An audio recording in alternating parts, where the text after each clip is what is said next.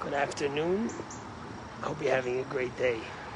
So one of the most powerful prayers that we say in Shul, in services of Rosh Hashanah and Kippur, is the prayer of Shema Koleinu, where we ask God to hear our voice, hear our cries.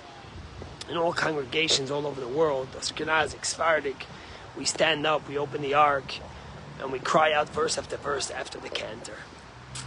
And one of the verses says, Hashivenu Hashem Elecha, return us, God, to you, Vinashuva, and we will return.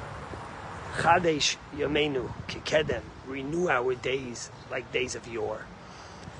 And the question asked by the commentaries is, it doesn't make sense. We say to God, Hashivenu Hashem Elecha, return us to you, and then we say Vinashuva, and we will return. Obviously, if God returns us to Him, of course we will return. And the answer is a powerful and twofold one, which is really important in the days between Rosh Hashanah and Kippur. What we say is like this: God says to us, sometimes you do a mitzvah, you do one deed, and then you say, all right, what's going to make the difference? Is it really going to change me? Is it really going to change the world?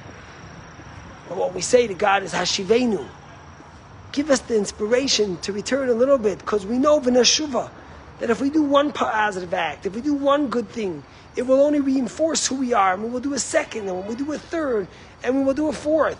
So our plea to Almighty God is, Hashivenu, give us that boost to do one good thing, bring us closer, inspire us to do one good deed, and then v'nashuva, we will return. But then there's another side to that, and we say like this: Hashivenu Hashem Elecha. God says, all I'm asking for you is to make the first effort. It's in a relationship. God says, if you make the first effort and you become closer to me, then Vinashuva, I will help you out to leap forward, to continue. One of the things that frightens people more than anything else in their journey closer to Judaism is, it's so hard. How will I get so far? How will I be able to overcome all the obstacles? And what the Torah is saying is, first of all, try one. Once you get into the mode of doing something positive, of doing something good, of returning closer to your roots, it will encourage you to do the next thing, and the third thing, and the fourth, and so on. But there's something even more. It's when you do a little bit, God will help you along. You're not doing it alone. You have Almighty God with you.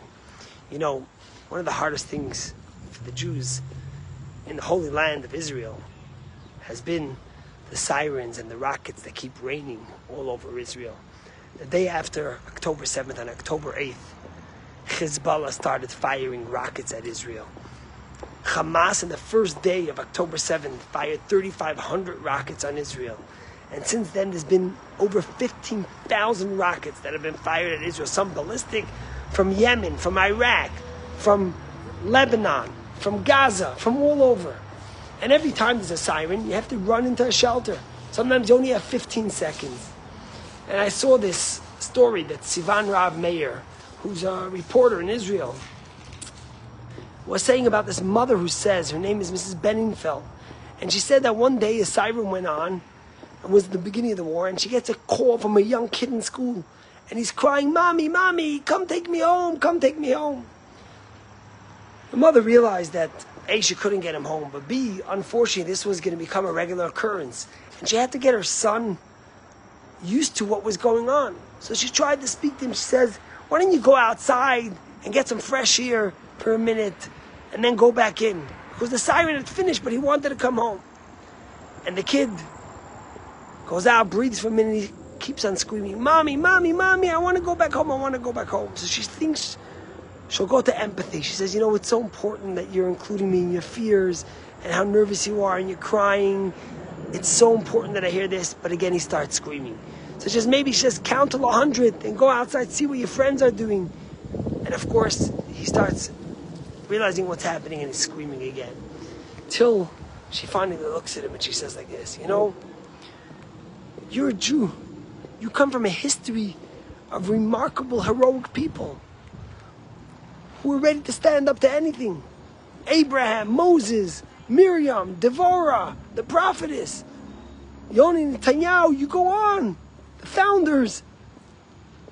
You have to follow In their way, you have it within you to become a hero, to become a giant like them. And she said suddenly, her son realized what was going on. He calmed down. He says, Mommy, I have to go back into class. And he stopped crying.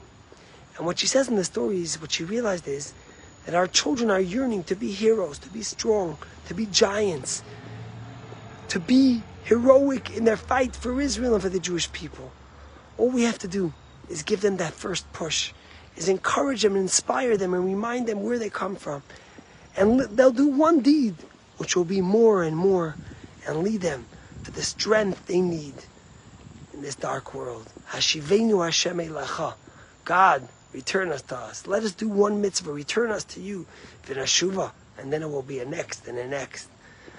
We will continue on the path of Moses, King David, Devorah, and all the great giants through the history of the Jewish people. God bless you. Have a great day.